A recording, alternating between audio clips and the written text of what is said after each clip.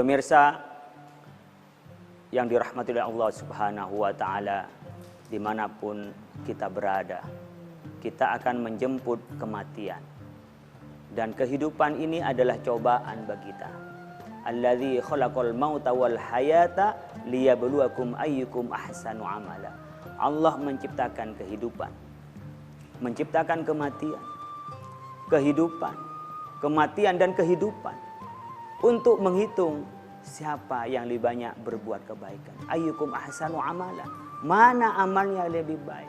Maka fastabiqul khairat, kita berlomba-lomba di dalam kebaikan. Kita harus kompetisi. Tidak boleh kita menyerah kepada yang lain. Kita harus berlomba-lomba di dalam mencapai kebaikan. Karena apa? Karena kita kelak oleh Allah akan dinilai. Bahwa ada terakhir dari kehidupan kita yang kita pertanggungjawabkan. Kalau kita sehat akan ditanya, sehat kita digunakan untuk apa? Maka Allah akan menilai mana yang lebih banyak kesehatan kita digunakan untuk mendekatkan diri kepada Allah atau digunakan hanya untuk foya-foya. Kalau kita diberikan masa muda oleh Allah, di mana masa ini adalah masa yang kuat. Kenapa? Karena masa muda ini masa yang ada di tengah-tengah. Tengah-tengah kelemahan dari anak kecil, tengah-tengah kelemahan dari orang yang usia lanjut. Maka usia muda adalah usia yang kuat. Nah, pada saat usia kuat, kita akan ditanyakan oleh Allah, digunakan untuk apa usia mudamu itu? Dan biasanya orang yang masa muda berprestasi, ia akan terus berprestasi. Masa muda yang tak pernah berprestasi, akan sulit masa tuanya akan berprestasi. Demikian juga, jangan pernah berpikir kita akan mendapat kebahagiaan di akhirat kalau tak pernah membangun kebahagiaan keimanan di dunia ini. Jadi di dunia adalah barometer kita di akhirat. Makanya di samping kita juga berbuat kebaikan, kita berdoa kepada Allah Subhanahu wa Ta'ala husnul khotimah.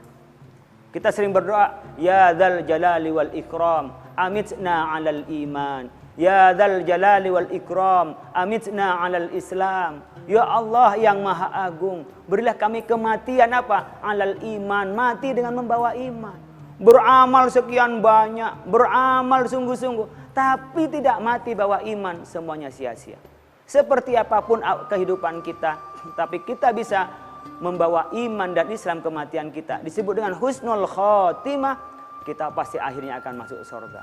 Kalau kita diampuni oleh Allah Subhanahu wa Ta'ala perbuatan buruk kita, kita bisa langsung masuk surga. Tapi kalau tidak, mungkin kita akan dicuci dulu di neraka, baru oleh Allah Subhanahu wa Ta'ala kelak akan dipindahkan ke surga.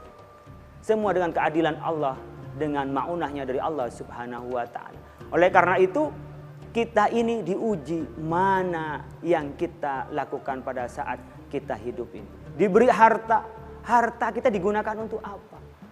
Mana yang digunakan untuk syukuran, mana yang digunakan untuk bersyukur. Mungkin syukuran hanya untuk makan-makan dengan teman. Syukuran mungkin pesta-pesta dengan teman.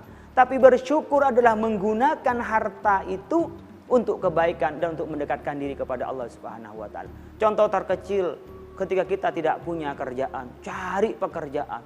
Mudah-mudahan saya mendapat kerjaan. Tapi pada saat bekerja, kita nggak bisa sungguh-sungguh. Kita tidak amanah mengemban kerja itu. Padahal kita mencari kerja dengan kita susah payah, tapi setelah mendapatkannya kita tidak bekerja bersungguh-sungguh. Itu namanya tidak bersyukur. Apalagi kalau dia mendapatkan honornya, mendapatkan gajinya, mendapat uangnya, tidak digunakan untuk mendekatkan diri kepada Allah Subhanahu wa Ta'ala. Ada yang punya harta, punya pekerjaan, bahkan punya jodoh. Ketika nggak punya jodoh, kita mencari jodoh. Mudah-mudahan saya mendapatkan jodoh. Laki-laki mudah-mudahan dapat istri, yang perempuan mudah-mudahan dapat suami.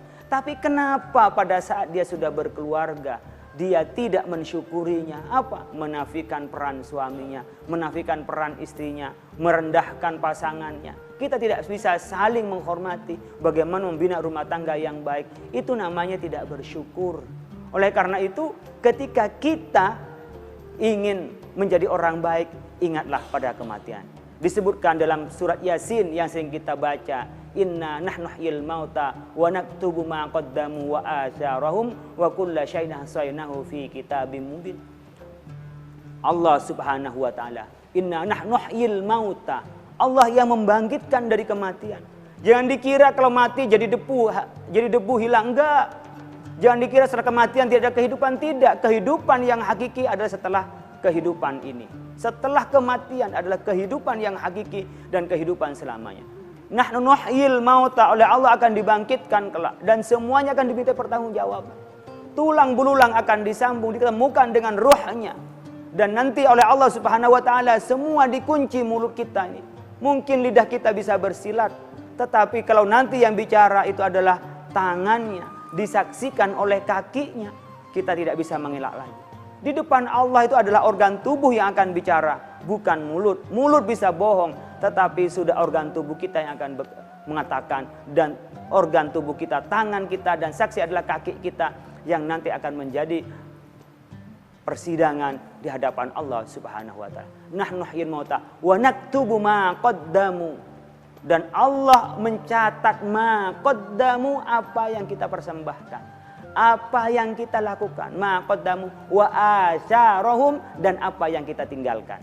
Jadi oleh Allah Subhanahu wa taala kelak kita akan diminta apa yang kita persembahkan untuk dibawa bertemu dengan Allah. Saat yang bersamaan kita akan diminta oleh Allah Subhanahu wa taala apa yang kau tinggalkan kepada generasi berikutnya.